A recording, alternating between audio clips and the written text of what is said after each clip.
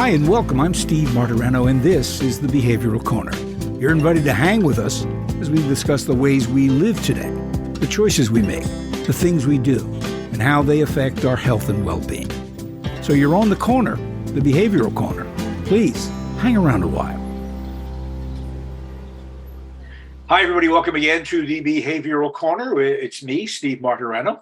I hope you have found us by now and are making us a regular part of your podcasting life.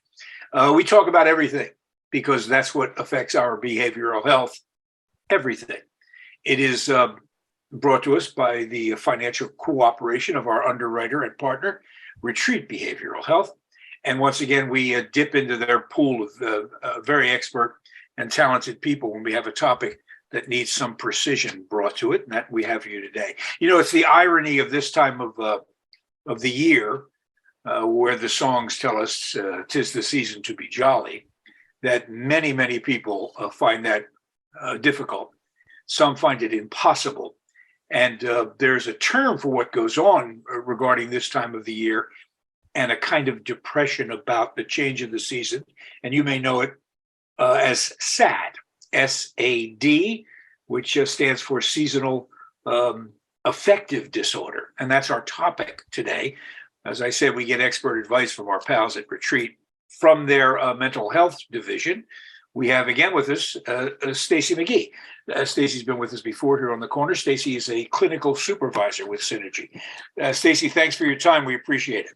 Thank you. You know, before we get into S.A.D, I know it's just talk about being, the Grinch here. You and I are going to talk about being miserable at this time of the year. It's unfortunately a reality. Before we get to that, though, tell us a bit about Synergy and what programs you guys offer. Yeah, we have our Synergy is our mental health program. We have our mental health program. I mean, we have our substance use program on one side of the building. We have the mental health.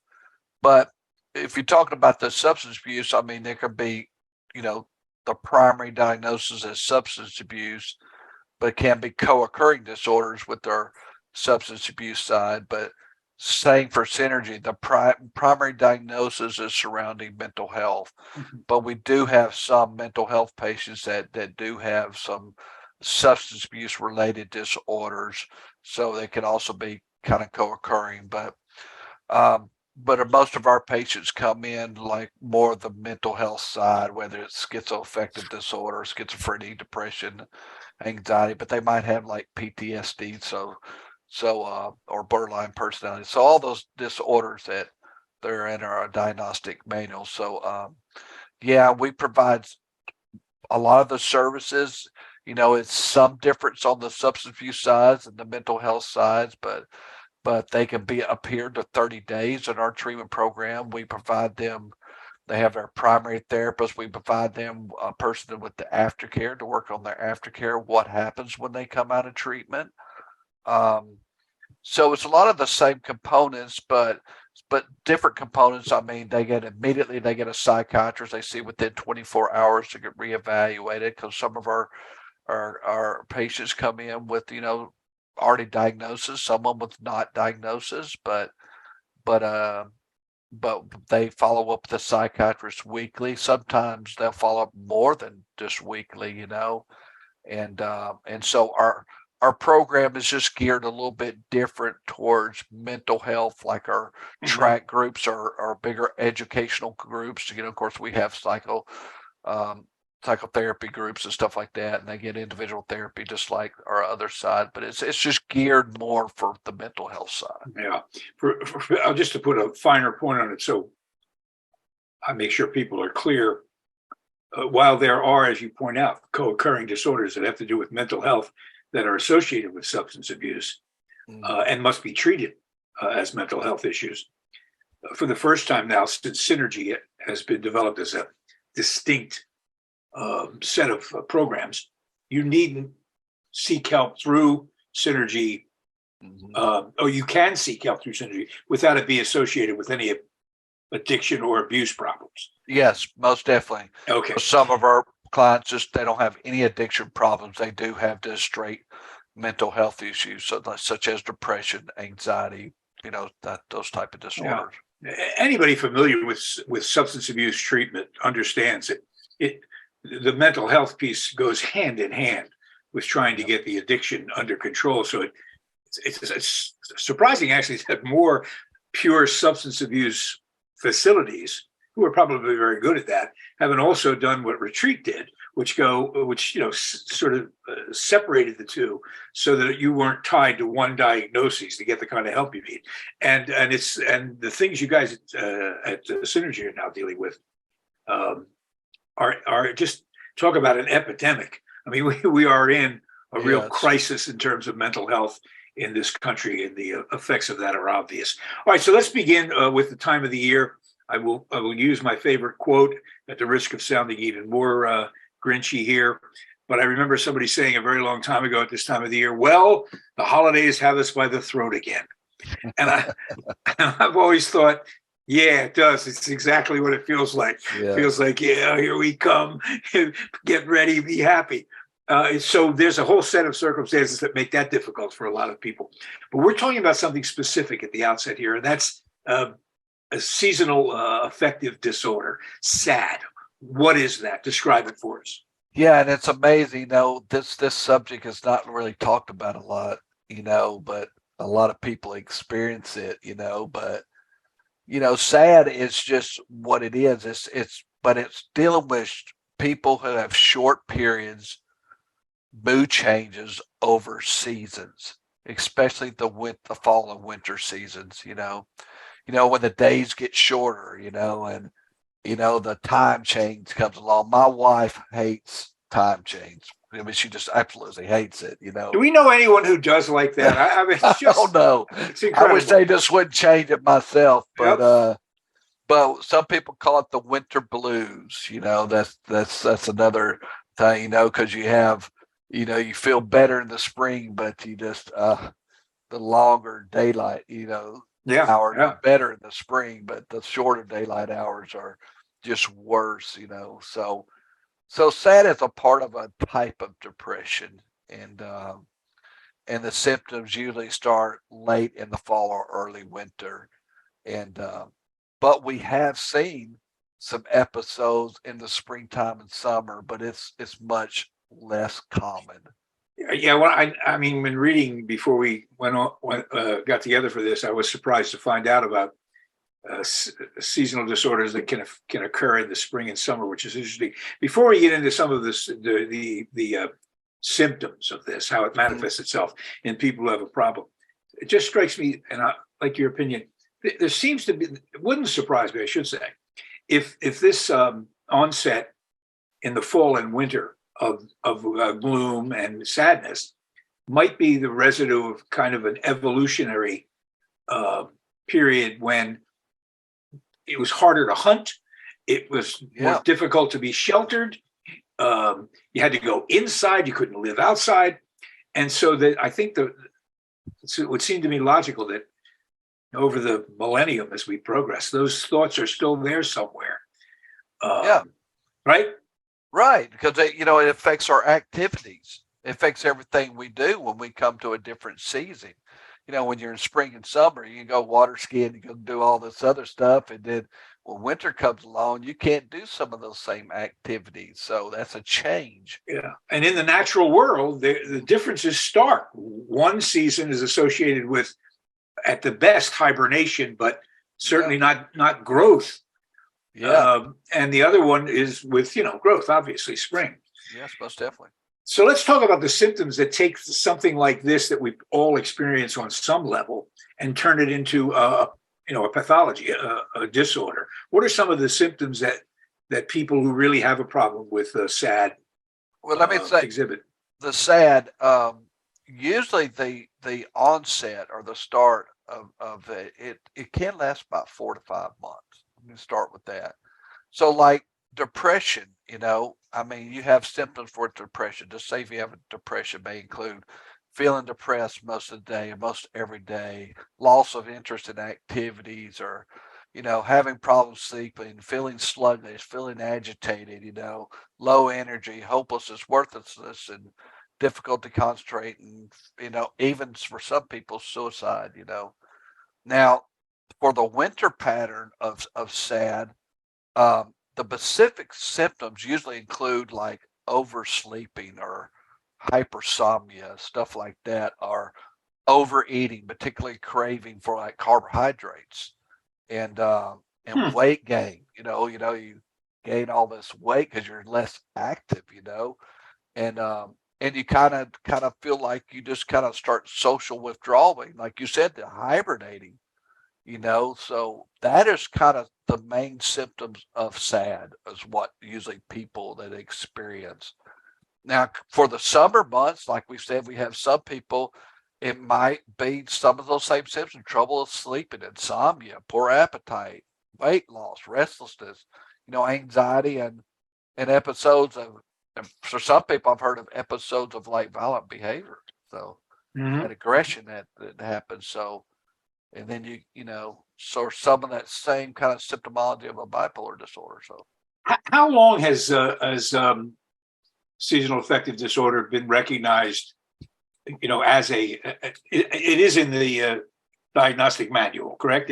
yeah, the DSM-5, but I Yeah. think I remember it goes back to the DSM-3. If I'm not, you don't quote me on that, but it's Okay. been around. I've been in this field 35 years, and and I heard it early on when I started in this field. So Yeah. So it's nothing that they cooked up the other day.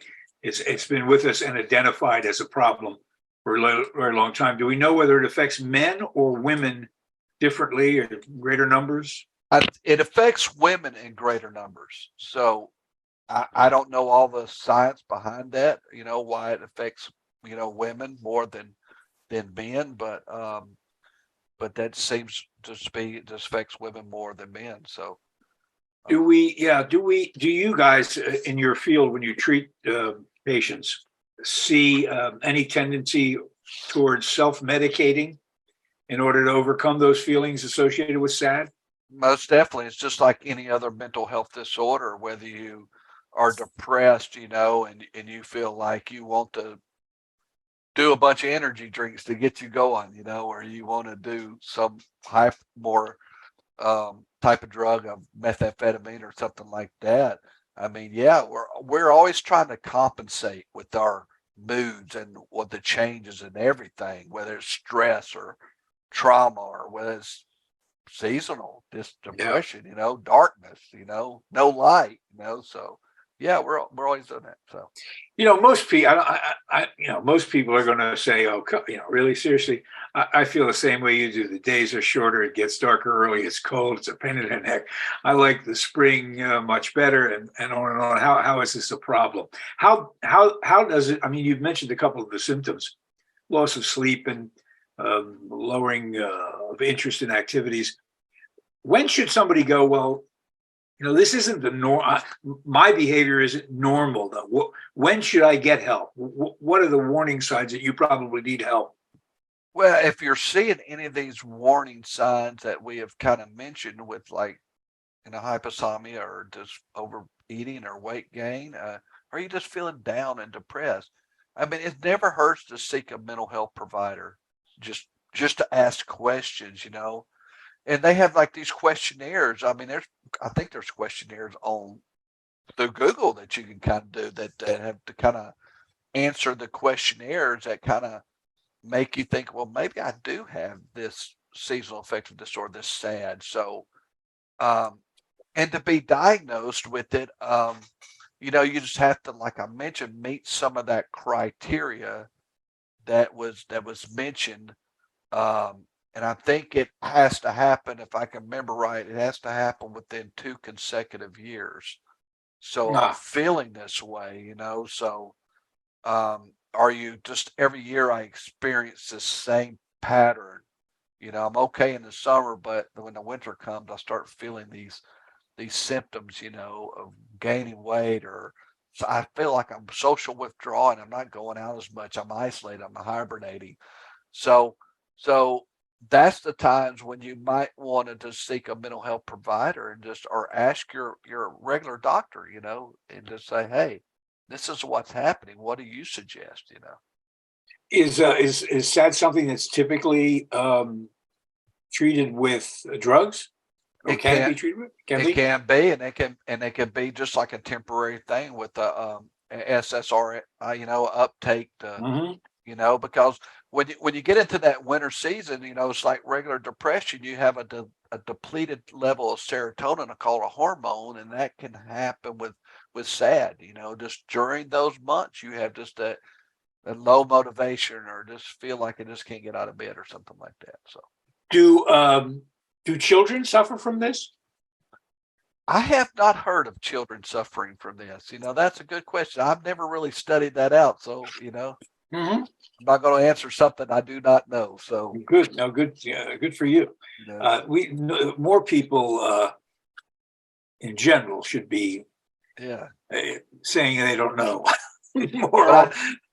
I know one thing. If I had to live in Alaska or New England, I'd probably have SAD. So, Well, that's a great. I did live in New England, and I love my time in New England. yeah. But I did notice that winter gets there early and is in no hurry to leave.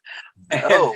and And for a kid, I grew up in Philadelphia, which is semi-tropical compared to Boston, and I felt that. So, but that leads me to what about people who live in areas where there's 6 months of semi-light? Um, do yeah. they? How does this affect them?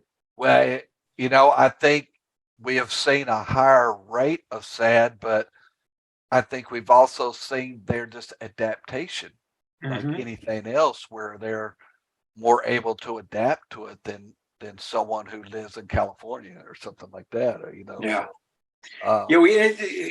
It's interesting that we should be baffled about why our environment would affect us so profoundly. When you can look at a number of different pieces yeah, of evidence and go, yeah, that but now I feel.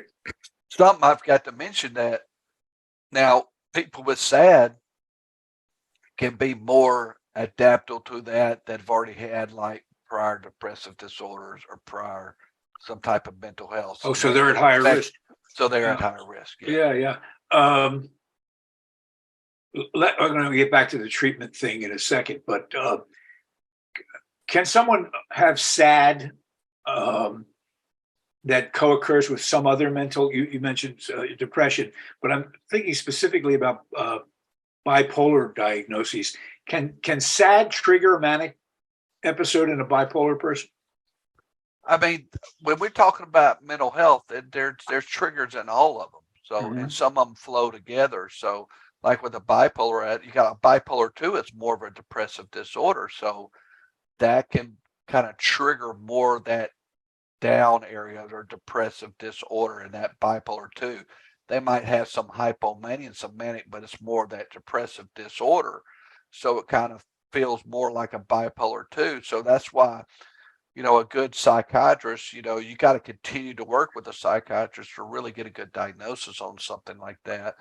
But anything is possible. So yeah, you can have like that hypomanic and the hypo, feel in the Hmm. summer months compared to what you'd feel in the winter months. So we've mentioned medicine employed often in this case, psychiatry. Mhm. What sort of what sort of psychiatric techniques would be helpful with SAD? Well, some of the techniques that have been is light therapy. They have these light bulbs that are the luminance, they release more luminance, I think was what they do. And because you don't get the sunlight, so they give you the sunlight without giving you, I think they're about 10,000 luxes more than a regular light bulb, and you'd sit under those for 30 to 45 minutes, and they're just about 20 times brighter, I think. Really? And yeah, but they don't have the UV light, I think. They don't Okay, so you damage can't you get a like tan. You can't yeah, get a you tan. can't get a tan on them. So, Okay, so because yeah. I just thought that a lot of tanning places could also be giving psychiatric help. So light treatment is a well established treatment for Yeah. SAD, and that's fascinating because we began this by both lamenting the fact that they change the clocks every year, and it just drives people nuts. Oh, What does the medical establishment have a position on whether it's healthier if they stop doing that or not? I don't know, I mean, we all know light change was created with the farmers, but I don't think we have enough education. We're not really looking at that, but Well, I've heard that since I was a kid, and I know you have as well. Well, the farmers need this, and yeah, I don't know. I know I live in Philadelphia. I don't run into farmers a lot, but I think they're yeah, doing okay farming, no matter what time of the year the clock says. So yeah, I've yeah, never, I can't begin to understand why that is. Because as you said at the beginning, almost nobody likes the idea of it. It may be just a more graphic reminder for some people that, winter's coming. yeah, winter blues, Right. this is Oh, coming, here, and then the holidays, it's time for me to get stress. depressed. Let's take a moment here. Can I mention Talk. one other thing? I don't Yeah, want to. absolutely. Now, the light therapy, you got to think about combinations of things. We do also can have psychotherapy, or like you said, the antidepressant medications along with that. So you just not looking at one thing to Mhm. treat. Yeah, yeah. It also ought not to be thought of as something that someone can just shrug off. Yeah, Snap out of it is probably the worst thing you can say to somebody in a situation like this. Correct? yeah, most definitely. And and also probably some therapies like CBT, cognitive behavioral therapy, how to change your thought patterns, and just sometimes just straight up talk therapy helps. Yeah, yeah. Um, let let's swing this over into the final area. I wanted to talk to you about this, and that is all of this coincides. The season coincides with, of course, the holidays, Yes. and quite apart from S.A.D, which is basically about the change in seasons. There is the approach of the holidays and the imperative that you are happy and joyful. This is very difficult for a lot of people. What advice do clinicians like yourself give people who dread the idea of the holidays? I'd say talk and get support for one thing. And don't just think you feel like you're the only person, because the holidays are stressful. Let's just be honest. All the shopping, all the traffic, all the stuff, and that stuff is just stressful. But I think sometimes we stigmatize ourselves and think that I'm the only one feeling this way. No, a bunch of people, millions are feeling this way, and and think we have to get in the holiday season, and we got to do all this stuff. It's just like, for some people, it's thank God for Amazon. I don't even have to go out.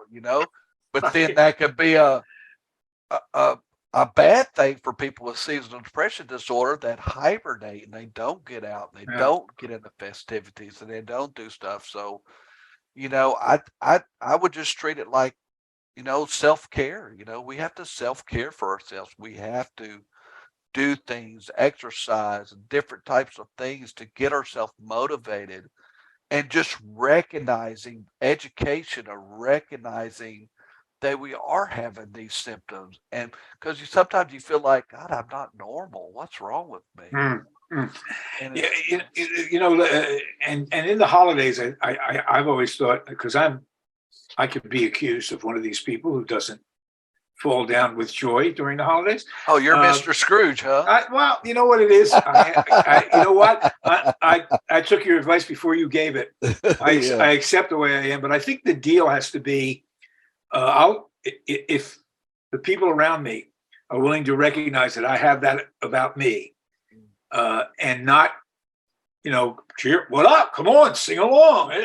If they don't do that, then I won't bring them down with my curmudgeonly attitude, and we'll all just sort of get through this together. Yeah. I think that's the deal that my family has made with me. At least that's what they tell me in front of me.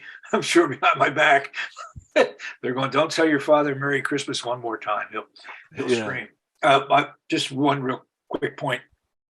My wife's grandmother lived to be 107. Wow. And to healthy up till a very short time she passed away. But I remember that they would stress the rest of the family. What are we getting Graham for Christmas. And no matter what it was, she would generally be upset by the gift or not excited about it. And I finally said to my wife, you can't give somebody 200 sweaters before they start to hate the sight of sweaters. Exactly. So she doesn't want any. She's with her family. Just leave her alone. She doesn't want to open any more presents. I think it helps people who feel kind of sad this time of the year if the people around them went a little lighter, a little easier on them. Yeah. And maybe we can get through it together. Finally, and I'll get you out of here because I know you're very busy. We appreciate your time.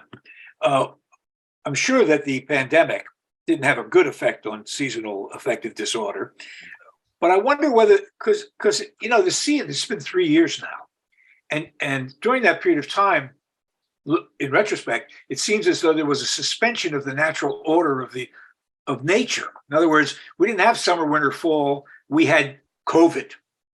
Yeah.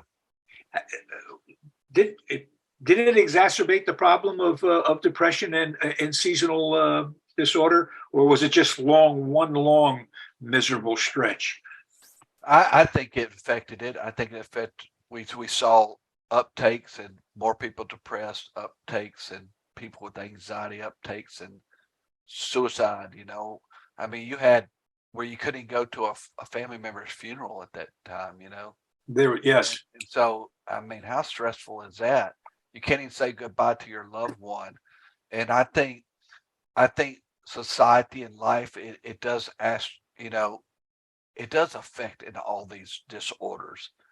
And we as therapists and just, I would be, if it didn't affect me, I mean, I feel sad sometimes during the winter. I'm from Louisiana. I'm from I'm not used to all this stuff. I've lived here 10 years, but I'm just like, I wish winter would just go away. It's just too long. So I find myself getting irritable and kind of restless and, feeling those same things. But it has exacerbated the SAD and the depression and all these other. Most definitely it has. Well, in terms of the weather, as I say often, no one moves to the Northeast for the climate. Yeah, because it's rough, in different seasons altogether. I want to thank you, Stacey MGee from Synergy Health Programs. We leave people with nothing. We're not trying to rain all over your holiday parade here, but if you do having trouble with this, you're not alone. Don't feel not alone. And there's help out there if you need it. Go get it. Yeah, there's help out there, and I know us as Retreat, we have an admission process with. Even if this is we have on our family or on our website, you can just ask questions. You can send in questions, ask questions. You'll get a response. So if you don't have a direction to go, we definitely will. We're not here just to admit you every time. We will be. We like to help the community, and we speak to the community, and we talk about these things, and any advice that we can give you, we'd love to help you. Well, that's terrific, and I can attest to that. I mean, Retreat has always made a point of making sure you're going to talk to somebody.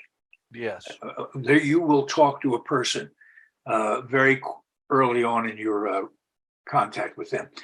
Stacey, thanks so much. You're our go-to guy on these issues. We're going to have you, if we can, back in the spring or early summer, when, of course, hope springs eternal. We can have a lighter conversation.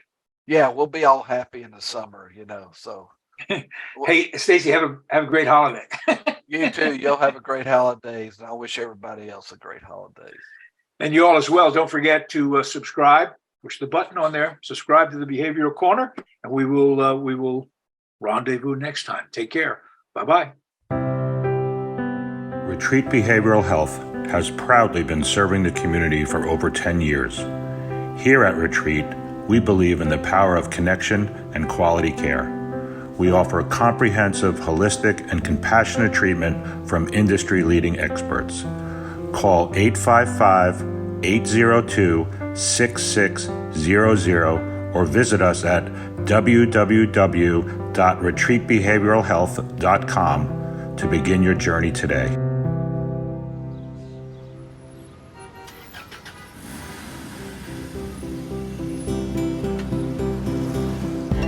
that's it for now.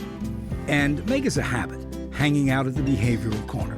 And when we're not hanging, follow us on Facebook, Instagram, and Twitter on the Behavioral Corner.